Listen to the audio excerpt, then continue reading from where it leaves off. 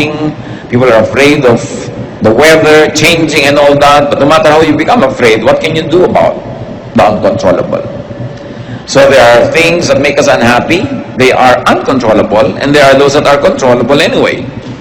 But just the same, life could present so much reason to be sad. Pagka nga umiibig ka, masaya ka, pero may kakambal na lungkot dahil natatakot kang mawala yung iniibig mo. Either iwanan ka o kung sumakabilang buhay siya, o mawala siya sa iyong piling, malayo, maraming kinakatakutan. That's why man needs happiness. Therefore, man should be able to make and to produce happiness and not just depend on events, not just depend on happiness to come. We must find reasons for happiness. At pagka ang tao may kaligayahan na paglalampasan ng lahat ng hirap, nadadaanan ng lahat ng pagsubok, natitiis ng lahat ng dapat tiisin. Kung hindi man kaligayahan na hawak na niya sa kanyang mga palad, kaligayahan na inaasam at inaasahan niyang darating. What are some of the major reasons to be happy? Psalm 138 verses 2 up to 8. I will bow down toward your holy temple and will praise your name for your love and your faithfulness. For you have exalted above all things your name and your word. When I called, you answered me. You made me bold and stout-hearted. All kings on this earth have heard your promises, Lord, and they will praise you. You are so famous that they will sing about the things you have done.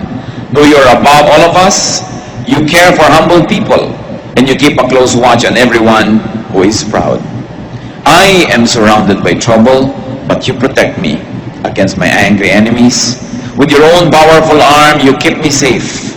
You, Lord, will always treat me with kindness. Your love never fails. You have made us what we are. Don't give up on us now. Napakaraming dahilan dito pa lang sa kaunting verses na ito para ang tao ay maging masaya o para aliwin niya at pasayahin ang kanyang sarili. At isa-isahin natin yun. Noong unang-una, God is loving and faithful. Kahit hindi laging loving and faithful ang mga tao, God is always loving and faithful. Para ka sumaya, iasa mo ang kaligayahan mo sa love and faithfulness of God. Secondary lang yung love and faithfulness of people.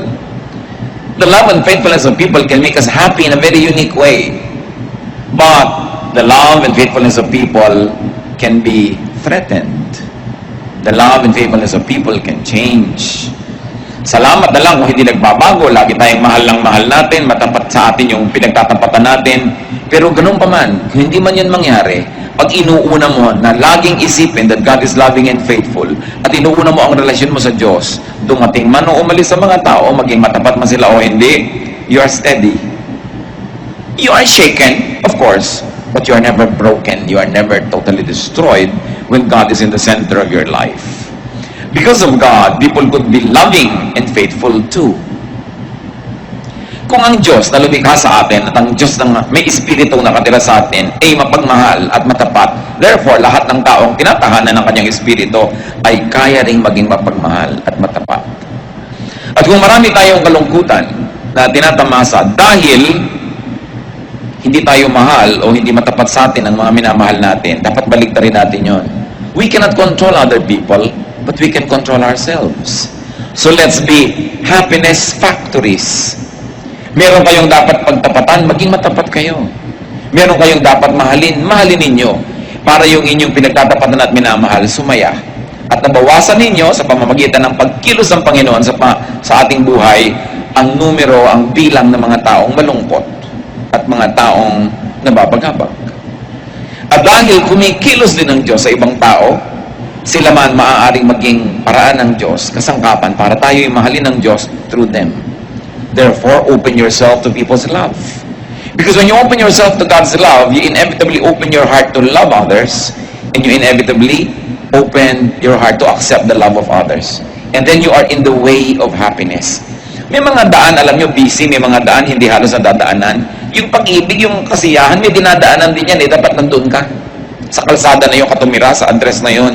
Para lagi kang nadadaanan. Maraming tao, hindi sila masaya kasi ang address nila doon sa gilid-gilid, hindi dinadaanan ng happiness. Kaya dapat kinikilala mo saan ba dumadaan yung happiness. Una na, kilalanin natin that God is loving and faithful. Two, God is true to His Word. Saan ba tayo kumukuha ng lakas ng loob? Di ba sa mga pangako ng Diyos? At sinasabi, God is true to His Word. Dapat alam mo ang mga pangako ng Diyos para maklaim mo. Yung mga nagdarasal nga kahit sa Biblia, kahit naman hindi makakalimutin ng Diyos, sila man ipinapaalala nila, Diyos, di ba sabi nyo ganito, di ba pangako nyo ganito, according to your word ganito. Hindi mo naman talaga ipinapaalala sa Diyos yun, ipinapaalala mo sa sarili mo na may pangako ang Diyos na ganon. Kasi hindi naman niya yung nalilimutan, pero nalilimutan natin. At kung nalilimutan natin i-claim ang mga pangako ng Diyos, tayo yung nalulugi. Kaya ang masayang tao, inaalam ang salita ng Diyos at naniniwala na nanalig na ang Diyos ay matapat. Tutog din niya ang kanyang mga sinasabi. And because God has His Word in our hearts, and God has His Word printed, published, broadcast, God's wisdom is always relevant. Yung karunungan ng Diyos, nagbabago man ang panahon, nagbabago ang mga uso, hindi nagbabago ang karunungan ng Diyos. Magbago ka lang dapat ng paraan ng pag-a-apply nito, paraan ng pagbasa dito, para lagi kang makinabang. You know, bawat henerasyon, bawat lahi, bawat panahon, may mga unique elements ang kanilang kabihasnan. They have very, very unique civilizations. All the various generations of people and the various generations of civilizations. And their context help them define the true relevance of the Word of God to them. Kayong basa ng mga tao noong 16th century at pag-apply nila sa buhay nila, maraming pagbabago ang pagbabasa ng mga tao ngayon sa panahon na ito. Hindi nagbabago yung salita ng Diyos, but the way you apply it to your reality, because realities change, must be always timely. The unchanging Word of God, but our ever-fresh reading and ever-relevant application to our lives. Kaya maraming mga tao ayaw nila maging religious kasi parang backward, parang sobrang conservative, pati language, pati kilos, parang pang 16th century. Hindi bagay sa panahon. Dapat alam natin yung mga basic moral bedrock of the Word of God, at yun ang hindi dapat ma-violate. But the way they are transplanted and read and interpreted and applied to daily life must always be relevant. Kaya ikaw nakahawak ka sa unchanging Word of God, pero nakaugat ka sa patuloy na nagbabagong daigdig para lagi mong mahanap ang lagi ng mabisang kahulugan ng salita ng Diyos. God gives His promises. Therefore, know and claim God's promises. 1 Kings 18, 25 to 26. Now, Lord, God of Israel, this is a prayer, keep for your servant David, my father, the promises you have made to him when you said, you shall never fail to have a man to sit before me on the throne of Israel. If only your sons are careful in all they do to walk before me as you have done. And now, O God of Israel, let your word that you promised your servant David, my father, come true. Sinong nagdarasal? Si Solomon. Alam ni Solomon ang pangako ng Diyos sa ama niya na si David. Kiniklaim niya. Kasi siya ang magbe-benefit ng promise na yon. Kaya napakahalaga na maganda ang ating relasyon sa Diyos kasi pati mga anak natin nagbe-benefit sa maganda nating kasunduan sa Diyos. Joshua 21:45, not one of all the Lord's good promises to the house of Israel failed. Everyone was fulfilled. Totoo ang Diyos, pwedeng asahan. Another reason to be happy is that God rules. God exalts Himself, God prevails. Sa biglang tingin, parang hindi lagi itong totoo.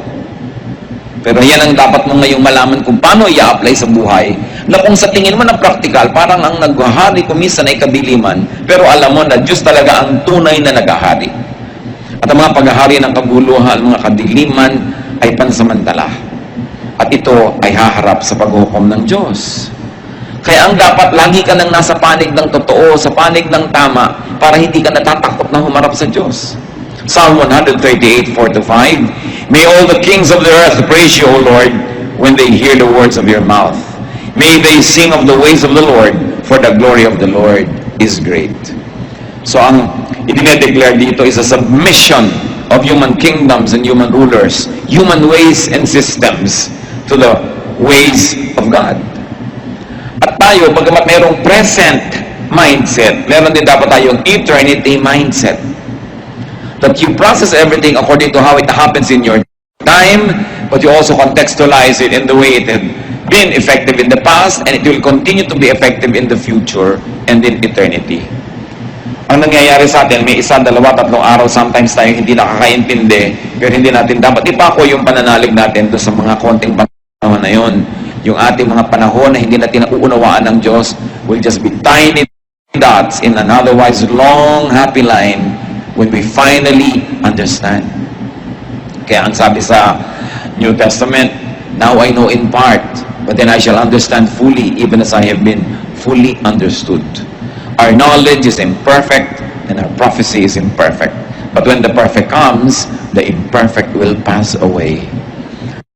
Kaya ang dapat nating laging hinihintay, lalo sa mga bagay na hindi natin nauunawa, yung pagdating ng Panginoon na para ipaliwanag lahat sa atin yan, no? Ang ating pagpunta sa Kanyang piling na biglang bubukas ang ating isip at maunawaan natin ang lahat. Kaya ngayon, what is important? Faith. Faith is the best weapon we have against loneliness. Faith is the best weapon we have against doubt and against insecurities and uncertainties.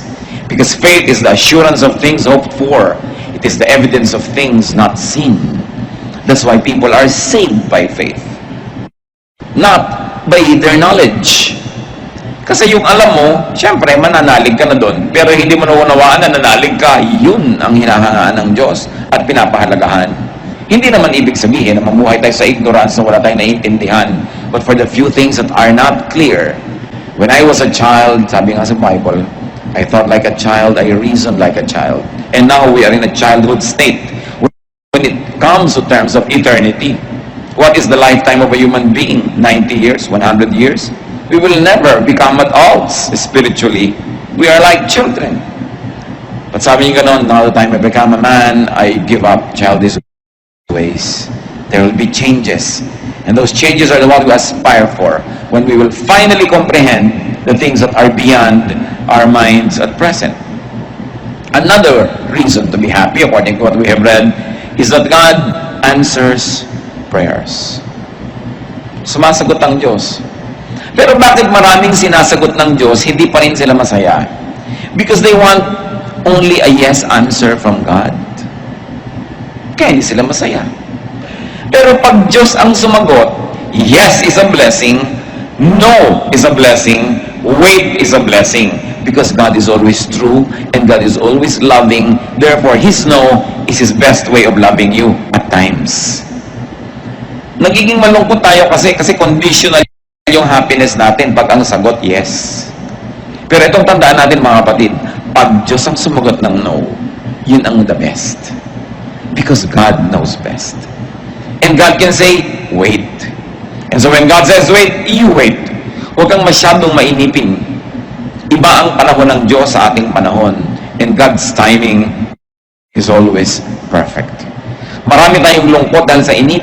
Nababagot tayo. Marami tayong lungkot dahil nabibigo tayo sa hinihingi natin sa Diyos. May nagtatampo pa sa Diyos. Pero, di ba ang marunong at mahusay magmahal na magulang, marunong din mag-no sa kanyang anak? Hindi lahat ng hinihingi ng anak mo na sa kanyang limitadong pananaw ay mabuti sa kanya ay ibibigay mo. Dahil sa iyong mas mature na pananaw at mas mapagmahal na pananaw, hindi dapat mapunta sa kanya. Kaya kumisan ang mga bata, nagtatampo pa, nagagalit sa magulang, pero pag naging magulang na sila, doon nila nauunawa. Minahal pala ako ng magulang ko by saying no. At merong mga tao na pagka tumanda na, nare-realize nila at sinisimbatan ng mga magulang na bakit lahat ng gusto namin binigay nyo? Bakit hindi kayo marunong magdisiplina? Bakit hindi kayo pumigil? Nagkaganito tuloy kami. Pagka tumanda yung mga bata na yan, natuwang-tuwa dahil todo pa sa magulang, sinisisi rin ng magulang. Kaya tayo, when we become really spiritually mature, we will be thankful for every no answer of God. For now, be happy with it in faith. Para hindi tayo maraming nirereklamo sa buhay. God gives courage. Sa mga pinanghihinaan ng loob, sa mga nanghihina ang pananalig, sa mga natatakot, anong nagpapasaya? Yung binibigay ng Diyos sa atin na tibay. Courage, katapangan. Kaya, lagi ka dapat sa Diyos lumalapit. And what's important is that God cares for humans, for persons, especially for humble people. Ano ba mas maging madali? Magyabang o maging mapagpakumbaba? Ano ba ang mas low maintenance? Kayabangan o kapakumbabaan? Kaya ang tao nagpapakumbaba, mas madaling sumaya. Ang tao hindi nagyayabang, hindi nagmamataas, hindi nagmamatigas, mas marami siyang kaligayahan. At kung sinabi sa binasa natin sa scripture that God cares for humble people, you want to be happy? You want God's care? Be humble. At hindi lang Diyos ang magiging maibigin sa iyo, pati kapwa-tao. Kasi wala namang tao natutuwa at nagmamahal sa mayabang, sa matigas ang loob, sa nang titikis, sa nang sasadista. Wala namang natutuwa sa ganun. Kaya dapat makita natin ang pandaraya ni Satanas. Pag natetempt tayong maging mayabang, maging matigas dyan, maging mahirap na makasundo. Gusto ni Satan mangyari yun para magalit sa atin ng mga tao, para lalo tayong lumungkot, at para malayo din tayo sa Diyos. So God cares for humble people. You want to be happy? Be humble. Make it a habit to be humble. Kasi pag mayabang ka, may minemaintain ka. Pag minemaintain ka, nakaka-insecure. Baka hindi mo lagi ma-maintain. Nadadagdagan ng mga nervyos mo sa buhay. God keeps the proud in check. Why should that make you happy? Because if you're the one being proud, God prunes you and corrects you para hindi ka lalong lumala. Ang palo ng Diyos, isa na naman yung paraan ng pag-ibig. Napalo ka dahil mahal ka. Yung bang anak ng kapitbahay na hindi mo mahal, papaluin mo pag gumagawa ng mali. Hindi mo naman mahal yun Pero yung mahal mo, papaluin mo. At pag pinapalo tayo ng Diyos, siya ang unang-unang nasasaktan. Tulad din ng magulang na namamalo ng anak. Liban na lang yung mga magulang na sa sobrang galit, gumaganti na lang talaga, nambugbog na lang ng anak dahil nagalit siya. Pero yung kalmado ka, papaluin mo, mahirap gawin yun. Kaya nga ang mga magulang, pinapayuhan natin, pag galit na galit kayo, tinuturo naman sa Bible, mamalo ng anak Pero huwag kayong mamalo habang galit kayo. Kasi baka naghihiganti lang kayo nun.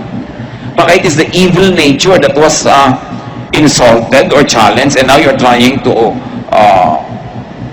be supreme, and you're trying to assert your seniority and authority. Tuloy, hindi ka na namamalo para magtuwid, namamalo ka para gumante. Iba yun. Hindi gusto ng Diyos na ganun palo. Pero yung palo ng pagtutuwid, mabuti yun sa pinapalo.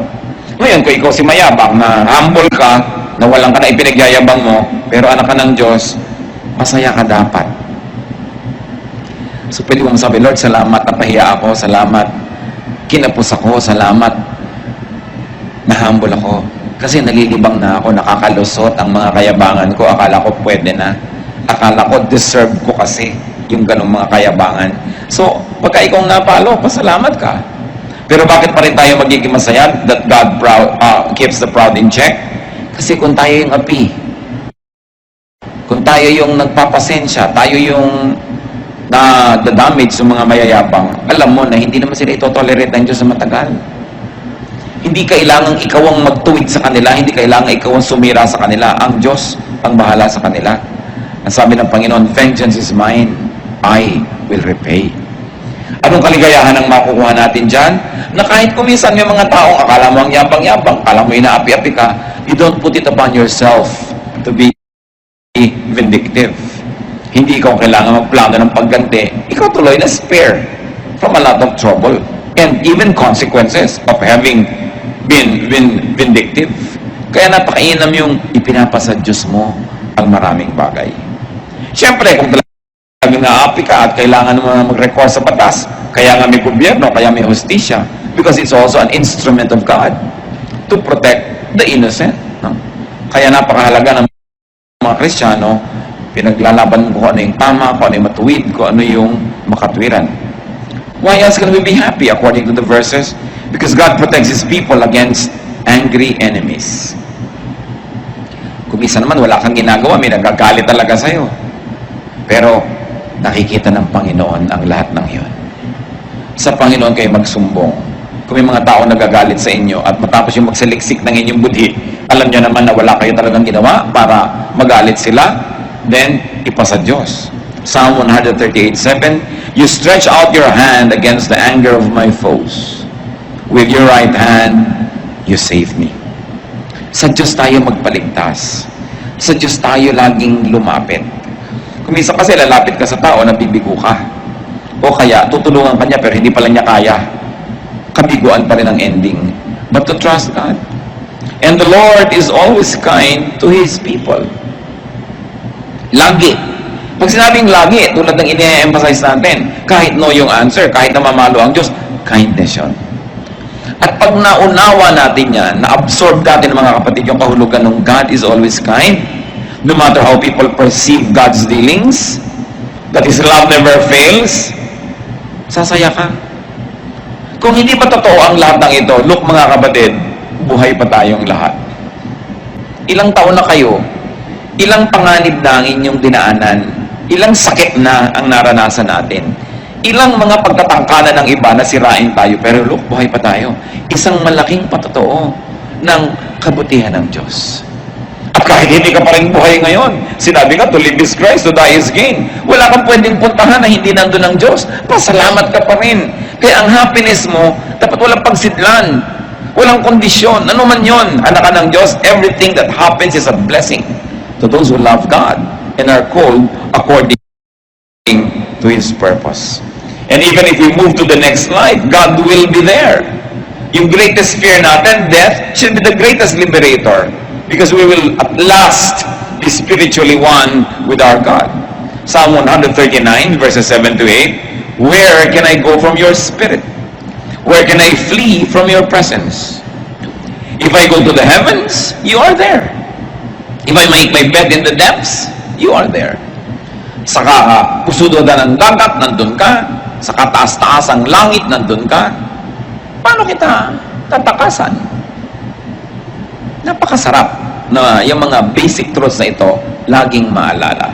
Kasi sabi, though I walk through the valley of the shadow of death, I will fear no evil. Mga kapatid, ano yung mga valley of the shadow of death ng inyong buhay? Sasakay ka ng aeroplano, ninenervyos ka. Diba? Yung, ayan, I am walking through the valley of the shadow of death. Sasakay ka ng barko kuminsan, ninenervyos ka, lalo masungit ang panahon. Ang dami-dami sa ating citizens, walang magawa. Talagang wala silang sariling sasakyan. Sumasakay sa mga bus o mga sasakyan, nagkakarema yung mga driver na hindi mo na malaman kung anong mga buhay ka pa bang bababa dun o hindi. Ito, I walk through the valley of death. Ang daming fears. Baka ka mawalan ng trabaho, baka ka magkaroon ng sakit, baka kung ano-ano. Pero ang sabi, even though I walk through the valley of the shadow of death, I will fear no evil because you are with me. Dahil kasama natin ang Diyos.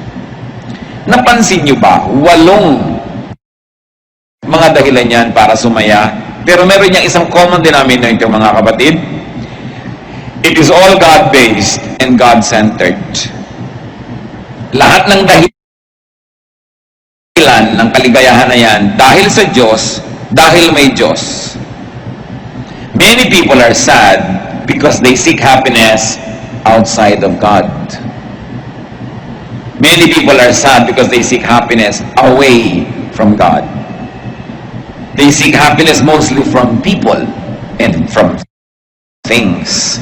Therefore, people are sad. Pero ito, 8 great reasons to be happy, and all of them focus on God. Puro yung God is like this, God is like that, God's word is like this. Kaya yung tao na inuuna yung Diyos, nakasentro ang Diyos sa kanyang puso, talagang ang Diyos naka-enthroned sa kanyang isipan, sa kanyang damdamin, masaya yun. Kahit dinadalaw ng paminsan-minsang lungkot, dinadalaw natural ang paminsan-minsang mga duda, pero paminsan-minsan at hindi siya nagkakagiba-giba. Dahil Diyos ang sentro ng kanyang buhay. At ito ang itinuturo ng Panginoon. Alam nyo, struggle ko matagal yan. Nung araw, tinatanong ko sa Diyos, bakit lagi mo, Lord, gustong number 1? Bakit kailangan number 1 lagi? Is God egocentric? Kulang ba siya sa pansin? Pero talagang na-share ko na rin sa marami sa inyo. The Lord revealed to me that He wants to be number 1 because when He is number 1, we will be happy. Pag ginawa mo number 1 tao, kawawa ka. Pag ginawa mo number 1 bagay, kawawa ka. Pero pag Diyos yung number one, lagi siyang nandun. Di siya nagbabago. Lagi kanyang mamahalin. Mahalin ka man o hindi ng tao, magkaroon ka man ng pera o wala kang pera, andun lagi yung Diyos. Kasi pag number one siya, siyempre number two, number three, number four, mahalaga. Pero hindi masyado, hindi kasing halaga ng number one. Ngayon, isipin niyo mga kapatid, ano ba o sino ang number one sa buhay natin? Pag sinabi mo, ay, ang number one ko, ang aking misis, mahirap yan. Dapat number two lang siya. Dapat number one ang Diyos. Number two din si Mister. Kasi ang number one, Diyos. Mga misis, huwag na kayo mag-asam na number one. Pag Diyos ang number one, number two lang kayo, sigurado wala nang number three. Pero kung kayo number one, baka may number two, three, four, five. Mahirap yan. Dapat Diyos ang una talaga. Kaya sa atin mga anak, ituturo natin ang pag-ibig sa Diyos, sa ating mga mahal sa buhay. Pagka lahat tayo ang number one Diyos, ang ganda ng mundo. Sasaya tayo. Number one kasi ibang tao kaya papatay ka para sa kanya o ayaw niya sa'yo, pabarilin mo na siya dahil ayaw mo na sa kanya. Mababasa mo sa mga dyaryo, mga crimes of passion. Ayaw ko na sa'yo. Gusto pa kita. Paano ayaw ko na nga sa'yo? Paano yun? Pero ang Diyos, hindi siya aayaw sa atin kahit kailan. Lagi niya tayong gusto. Kahit kumisan tayo pa yung umaayaw. At yung pag-ibig na yun, isa sa mga pinakamahiwagang pag-ibig, madaling sabihin, pero mahirap unawain. Kasi hindi naman kinakamot ng Diyos ang likod mo, no? Pagka kumakate, hindi ka naman niya inaabutan ng malamig o mainit na inumin. Hindi ka naman niya binibigyan ng diretsahan ng pera o karinyo. Kaya kuminsan nalilimot natin yung ganong uri ng love affair that we should develop. Ang lagi nating inuuna, yung nakikita ng mata, yung nararamdaman ng balat, yung andyan. But remember that though we are bodies, we are also spirits. Na meron tayong dalawang uri ng pagkabuhay na isinasabuhay. At yun yung ating buhay sa laman at yung buhay sa espiritu. Pag yung buhay mo sa espiritu masigla, masaya, kaya kanyang dalin kahit na nagkakagulo-gulo yung buhay mo sa laman. Pero pag yung buhay mo sa espiritu wala, kahit anong saya ng buhay mo sa laman, pansamantala, mababaw. It is like chasing rainbows, and when you get there, it is not there. Nakikita nyo, napakaraming mga matagumpay na tao, inaamin din nila, hindi rin naman masaya. Although marami rin namang hindi matagumpay na masaya, so mabuti ng matagumpay kang malungkot, kasi hindi ka matagumpay na malungkot din. So huwag natin gawing excuse yan. Pero ang point, unahin ng Diyos. Paano nyo gagawin yun? Kayo lang makakapagsabi. Kung paano nyo siya unahin. Kung paano nyo bibigyan ng panahon, paano tayo de-develop ng pakikipagmahalan. Kasi ang Diyos, persona. Hindi siya usok. Hindi siya drawing. Hindi siya bato. Isa siyang persona, may damdamin. At gusto makipagmahalan sa tao. Ang isa sa mga pinakamatatayog at pinakamabubuting layunin natin, mission, develop a loving relationship with God. And you've got to find your personal way to do that. Your spirit will tell you if you only listen. Now, what is the way to be happy? Nagbigay tayo ng mga reasons to be happy. Psalm 138, 1-3. I will praise you, O Lord, with all my heart. Before the gods, I will sing your praise. I will bow down toward your holy temple and will praise your name for your love and your faithfulness, for you have exalted above all things your name and your word. When I called, you answered me. You have made me bold and stout-hearted. So the way to be happy, praise God with all your heart. Siyempre, may literal, sing praises to God. Sabihin mo ang mga kabutihan, i-declare ng iyong bibig. Praising and singing is doable. Therefore, praising and singing are all both decisions. Happiness can be a decision. You can decide to be happy, you can decide to be sad. So, pag kumanta ka, nakokontrol mo yun. Mamaya yung kanta mo, inililift up na niya yung spirit mo sa Panginoon. Mahirap sabihin, sasahin ko ang sarili ko, pero mas madaling sabihin, kakanta ko sa Panginoon. Pupurihin ko ang Diyos. Magsasabi ako ng mga mabubuting bagay. Iisa-isahin ko, gugunitain ko ang mga pagpapala at kabutihan sa akin ng Diyos. At bago mo mamalayan, umaalis ang iyong lungkot. Bakit? Hindi kasi pwedeng umupo yung lungkot sa trono ng puso mo kung Diyos ang pinapaupo mo doon. Kaya nakakaupo yung lungkot sa puso mo, hindi mo pinapaupo doon ng Diyos. O kaya nalilimutan nating nakaupo ang Diyos na i-ignore siya. Siyempre, only one thing occupies one place at one time. You cannot both be happy and sad at the same time. So you're sad, palitan mo, gawin mong happiness. At yan pwedeng gawin. May mga doable tulad nga niyang pag-awit sa Panginoon, pagpapasalamat. There is mystery and there is power and there is miracle in that. Gawin mo lang. At sabi, worship God in His temple. Ano ba yung temple ng Diyos? In the fellowship. When believers are together, the temple of God is there. It is not a building, it is the spirit of one believer joining with the spirit of other believers, and it is the temple of God. Merong himala na nangyayari when we fellowship together. Parang isang pirasong kahoy na nagliliyab, pagka humangin, patay na yung apoy niya. Pero pag maraming kahoy na tabi-tabi, pag humangin, lalong lumalakas yung apoy. Ganun ang importansya ng fellowship. At fellowship, hindi lang yung from 3 to 5 p.m. may fellowship, hindi yon. Yung talagang nakikipagbuhol-buhol yung buhay natin sa buhay ng mga ibang believers. Hindi lang tayo umaattend ng program, tapos fellowship na ba yun? Ang fellowship, yung saya niya, saya mo rin, yung lungkot mo, lungkot niya rin, nagkakahati-hati, nagkakatulong-tulungan. Ang Diyos kasi nilikha tayo na talagang nakikipag-asahan sa ibang tao, umaasa at naaasahan. Kaya marami daw malungkot, sabi nga nung isang poster, people are lonely because they build walls instead of bridges. So we build walls to people, against people, we become sad.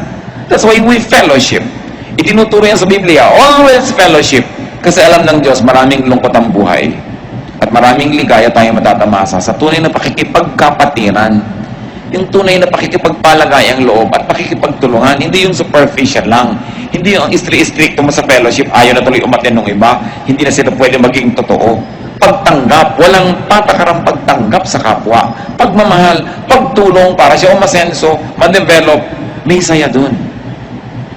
You are able to unmask yourself and you're able to be your true self in the presence of another person or persons that already gives you happiness. Ang hirap-hirap nung nag-iisa ka na nagdadala ng problema mo, nag-iisa ka na nakakaalam ng tunay mong mga iniisip, niloloob, ang tunay mong pagkatao, it isolates you. Pero kung tayo bukas ang ating puso, bukas ang ating palad na tumanggap sa ating kapwa, we make them happy. And in the process of making people happy, miraculously, you also become happy. As you know it by experience, that when you make people sad, you also become sad. Kahit kung minsan natutuwa ka, ay nagantihan ko siya, ay naipahiya ko siya, pero makinig ka sa budhi mo, may napalungkot kang tao, may nasaktan ka, ang totoo nasasaktan ka rin. Bakit? Nilikha kasi tayo ng tao ng Diyos na kapwa-tao. Ang nangyayari sa kapwa natin, nangyayari rin sa atin. Naiintindihan man natin yun o hindi. Kaya mas nagpapasaya tayo ng iba, mas sumasaya tayo. Mas nagpapalungkot tayo ng iba, mas inuusig tayo ng budhi natin. Kung minsan gasgas na yung budhi na yun, hindi na malinaw, pero meron ka pa ring heavy feeling na hindi mo malaman kung bakit, kasi may atraso ka pala sa iba. Ang isang pinakamabisang paraan para sumaya, magpasaya ka ng iba.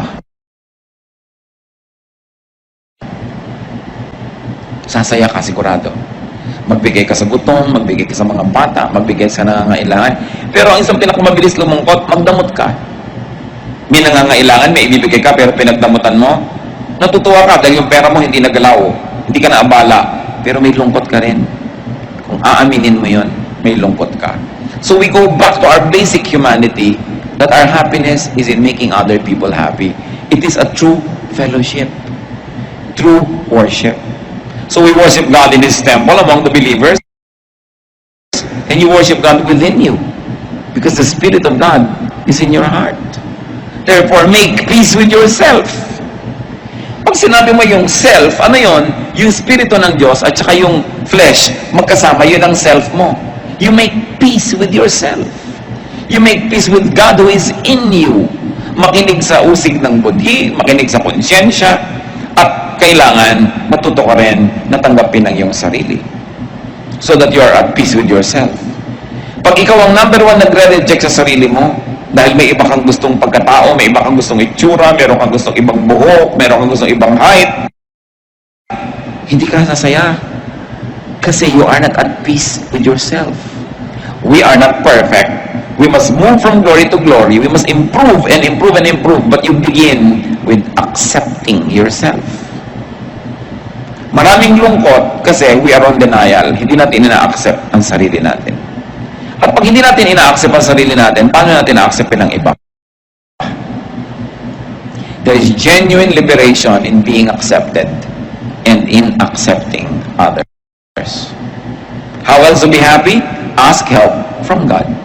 First and foremost. God dapat una.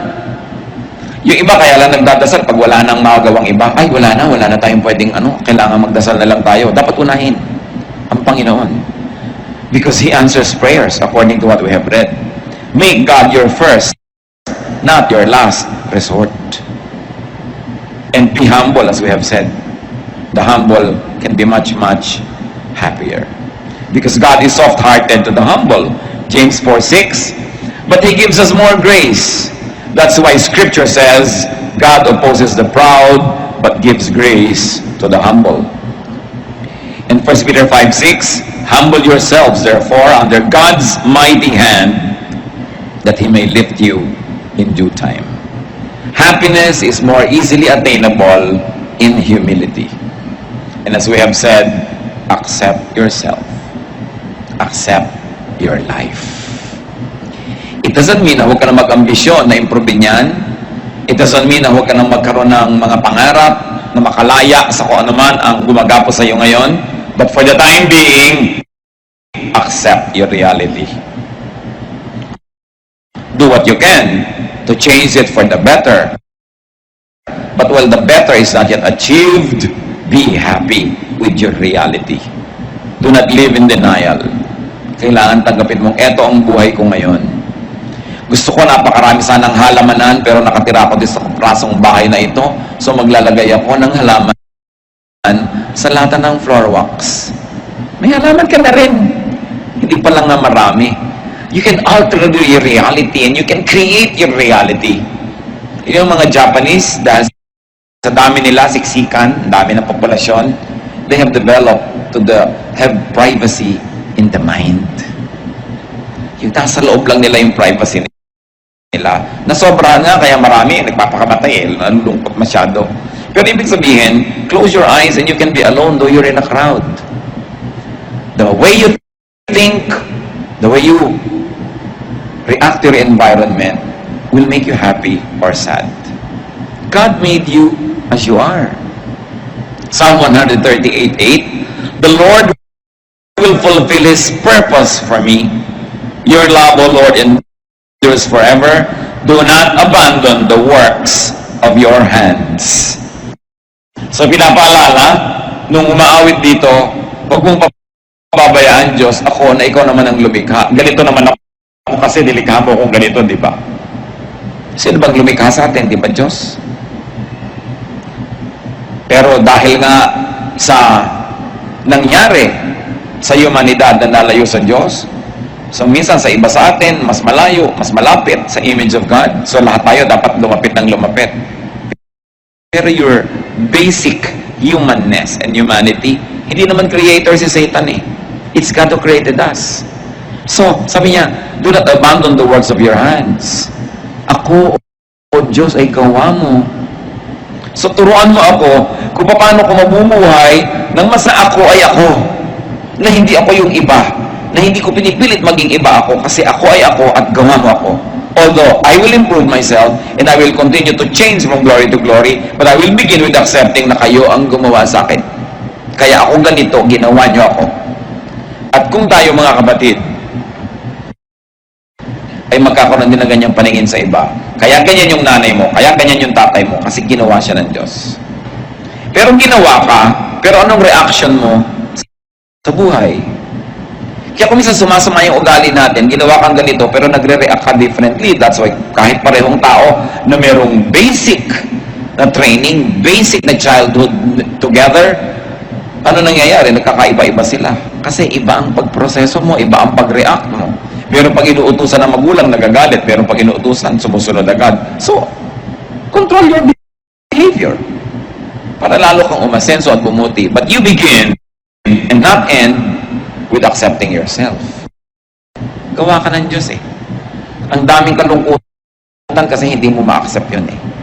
Hindi mo nare-realize that you are fearfully and wonderfully made. Kung minsan meron kang napakalaki mga kahinaan para lang pala lalong makita ang himala ng Diyos sa'yo. Kasi kung kinreate ka man na puno ka na, hindi mo na kailangan yung Diyos.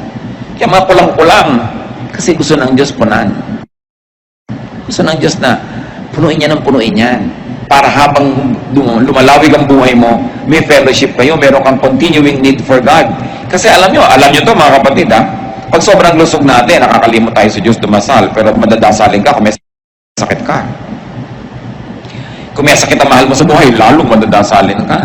Pag ang dami mong pera, madaling makalimot sa Diyos. Pero yung wala kang kapera-pera, talagang abot-abot ang dasal mo. May fasting pa kumisan yan. No? Pagka meron kang papa, nakakalimot mo yung Diyos. Pagka nawala si papa, back to God ka na naman. No? Serve ka na naman. Kanta ka na naman. Turo ka na naman kasi wala si papa. So, kaya may mga kulang tayo. Huwag yung isipin na nilikha tayo ng Diyos na may kapintasan. Kaya tayo may kulang para punan ng Diyos. Pero tatanggapin mo sa simula, kulang ako. But here I am, Lord, fill me with your glory. Huwag niyong ikalungkot ang mga kulang sa inyo. Ikatuwa nyo dahil dyan kayo pupunuin ng Diyos. Kaya sinabi ni Paul, when I am weak, then I am strong. Kasi kung saan ako kulang, doon may opportunity ang Diyos, napunan ako. Kaya yung mga taong puno na, yabang-yabang na, anong ginagawa? Iniligwak ng Diyos, itinataob, inaalis yung mga pumupuno sa kanila para maging humble ulit. Lord, kailangan ko kayo. So, sino ba nagbabalik sa loob ng balik loob sa Diyos? Yung biglang umaasenso o yung biglang nagfe-fail? Madalas yung nagfe-fail. Although merong dahil umasenso, matalino siya. Ay, mahal-mahal ako ng Diyos. Lalo ako magpapaka-Diyos. Pero bihira yun. Madalas yung punong-puno ka na, itinapon nga, ayan, hindi biglang wala kang laman, dasal ka na naman, balik ka na naman sa Diyos. Kaya pagka naitapon na gano'n yun, di ba, laging labing ang Diyos, lagi siyang tama. Sabi mo, Lord, bakit pa meron ako na wala pa? Eh, kasi nalilimutan mo na ako eh. Bumalik ka. Come back to me and I'll come back to you. Sabi ng Panginoon, return to me and I will return to you and I'll fill you again. Pupunin uli kita, siksik-liglig, umaapaw. Pero kailangan, nandiyan ka, ready to be filled. Masarap yung ganon. So, sino ang nakakatanggap talaga ng mga himala? Di ba yung nagkakasakit? Yung lagi naman malusog. Di naman nila alam na everyday himala yun na nami-maintain.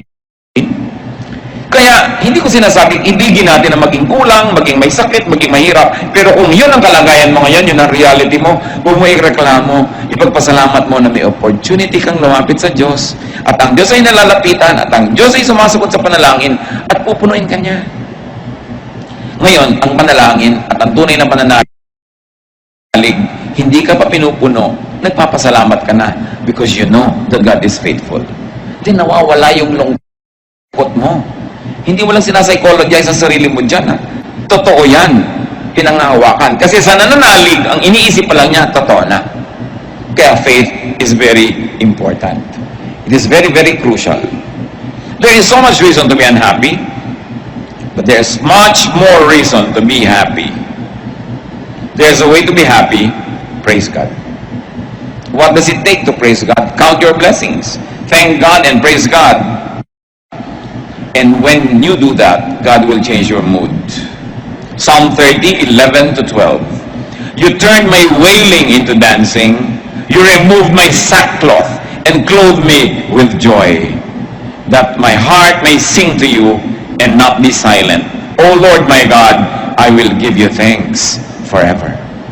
Sabi, tinanggal mo ang pagluluksa ko, pinalitan mo ng damit na pampiesta, ang aking luksang damit. Ang pagpalahaw ko at pag-iyak ko, pinalitan mo ng pagsayaw. Magagawa yan ng Panginoon sa atin, mga kapatid. At napakahalaga ang gusto kong bigyan ng diin muli. Be a happiness factory. Don't be a loneliness factory. Think happy thoughts. Make people happy. May asawa ka, pasaya. Araw-araw, bawat sandali na kaya mo. Kasi may mga panahon, ibigin mo man, hindi mo kaya. Ano Ano ang inaalala mo sa mga panahon na nalilimutan ka ng mahal mo sa buhay o kaya silbi ka ng silbi dahil nalumpo? Anong naalala mo? Bakit nagkakaroon ka ng lakas na gawin yon? Yung mga pagmamahal niya sa'yo, nung kaya pa niya. Kaya magmahal tayo, ito yung kaya natin. Kasi may mga panahong tayong nangangailangan tumanggap ng pagmamahal na yun. Dapat marunong ka magmahal. Basta kaya mo. Bawat araw, kaya mo bang magbigay? Magbigay ka. Pasalamat ka, hindi ikaw yung tumatanggap nung araw na yun. Darating din ang panahon, kailangan mong tumanggap, pero sa dami ng naibigay mo, para ka lang umaani ng iyong mga itinanim. Sasaya ka kung lagi kang naggagawa ng kaligayahan ng kapwa. Nalaman mo na may kapitbahay ka na sobrang hirap, walang sapatos, ibili mo ng sapatos kung kaya mo. Bakit hindi? Samahan mo pa ng medyas. Ang dami nating kayang gawin para magpasaya. Sa inyong mga kotse, maglagay lang kayo ng grocery bag, konting tinapay, konting pagkain. Pag kami kumakatok ng pulubi, iabot mo ang kaligayahang madarama mo. Hindi mo kaya compare yan. Kaya mo naman. Ano ba yung halagang 20, 30, 50 pesos worth of food ibibigay mo? Ang dami nating pwedeng gawin para maging happiness factory. Mga anak, isipin yung mga magulang nyo, paano nyo sila papasayahin? Ibinapasyal, ibinibigyan ng panahon. Of course, dapat yung sustentuhan, ano? Lalo't matanda na, pero hindi yung sapat. You should give time, attention, be a happiness factory. Magulang ka, paano mo pasasayahin yung anak mo? Pero madalas, nadadaya tayo ng diablo, ha? Nagiging tayong loneliness factory. Tayo nagiging dahilan kaya lumulungkot yung mga tao. Yung mga umaasa sa atin, binibigo natin. Yung mga tao, pinapahiya natin. Pero pwede tayong maging happiness factory. Lalo may pera kayo, yun ang pinakamasarap. You know, giving away money is like defecating, the pleasure in it coming out. Meron ako mga unhappinesses sa buhay ko. Hindi yan nakakahiyang sabihin sa Diyos. Alam naman niya yung puso natin. Ang gusto niya, puso mapagpakumbaba, kumikilala na kailangan mo siya. Dahil gustong-gusto niyang punan ang pangangailangan natin. Kung meron pa tayong kasama na mas maraming kalungkutang naghahari sa buhay niyo at gusto niyo yung itaboy ang mga lungkot na ito sa buhay, tumayo kayo. Declare your faith that the Lord heals. At nais ko sa ilang saglit, manalangin kayo ng personal na panalangin sa Diyos. Ano man ang gusto niyong sabihin sa Kanya tungkol sa kalungkutan o mga kalungkutan ng buhay niyo. Let's be alone with God. God hears and God heals. Aming Ama sa langit, Ama ng aming Panginoong tagapagligtas na si Jesus, Diyos na lumikha sa amin, Diyos na lumikha ng langit at lupa. Kinikilala namin ang paggawa mo sa amin. Kinikilala namin ang aming mga kakulangan, maging aming pagkukulang at likas na mga kulang sa amin. Lahat ng ito, Panginoon, sa iyong paanan namin dinadala, O Diyos Ama. Kayo ang nakababatid ng laman ng bawat puso na narito ngayon, tumayo man o hindi. Kayo ang nakakaalam ng dahilan ng pagtayo. Alam nyo ang punot dulo, ang pinagmulan at tutunguhan ng aming mga lungkot.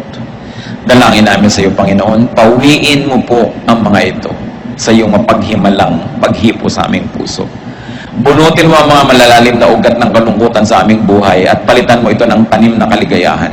Mag-ugat sa aming puso at sa aming espiritu ang kasiyahan, kagalakan, kasayahan. Turuan mo kami, Panginoon, na maging instrumento mo, na maging happiness factory. Na sa aming kalungkutan, unahin namin yung lungkot ng iba. At sa pagpapasaya namin sa kanila, pasayahin mo rin kami. Dalangin namin, Panginoon, ihayag mo rin sa amin, nakatayo man ngayon o hindi, ang anak mo. Ihayag mo kung paano kami nagiging loneliness factory.